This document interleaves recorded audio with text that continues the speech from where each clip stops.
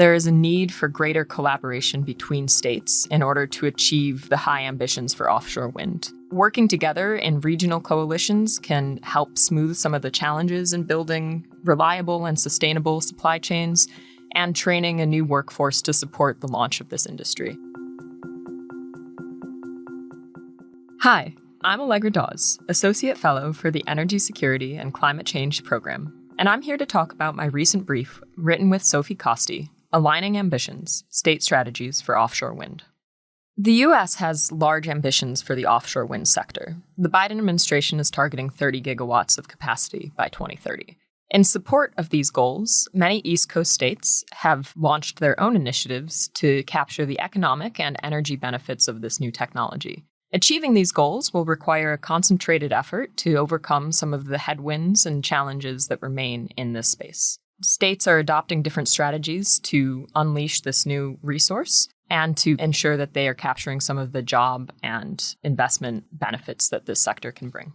Offshore wind is set to play an increasingly large role in the U.S. Currently, the U.S. has basically no operating offshore wind farms in U.S. waters. But as we move towards 2030, there are many projects that are set to come online, and there's high ambitions throughout the industry and among state governors and state houses for where this industry can lead. We wrote the brief to assess how states are targeting the economic benefits and targeting the energy benefits of this sector, and where these state strategies can offer learning opportunities in order to smooth out some of the rollout of this sector, develop the supply chain, and ensure that local communities near offshore wind projects are seeing some of the direct job and economic investment benefits. One significant takeaway from the brief is that there is a need for greater collaboration between states in order to achieve the high ambitions for offshore wind. Often states have developed their strategies for this sector individually. They have different levels of ambition and different programs for developing the workforce and attracting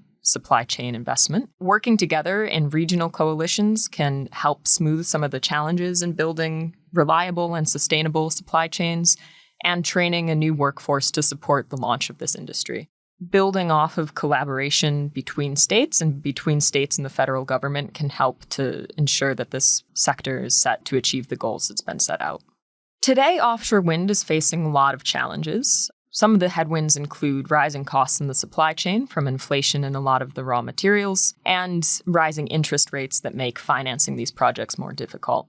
At the federal and state levels, there needs to be a stronger realization that achieving 30 gigawatts by 2030 requires a concentrated effort on addressing some of the challenges that industry players are seeing today. Often that would mean working directly with project developers to ensure that they're seeing some of the tax and subsidy incentives that will help make these projects profitable in the short and long term. I also think policymakers should continue expressing and aligning their ambitions to give a strong signal to industry players about where future demand is going and how government can support some of the players in the space in facing cost headwinds and the like.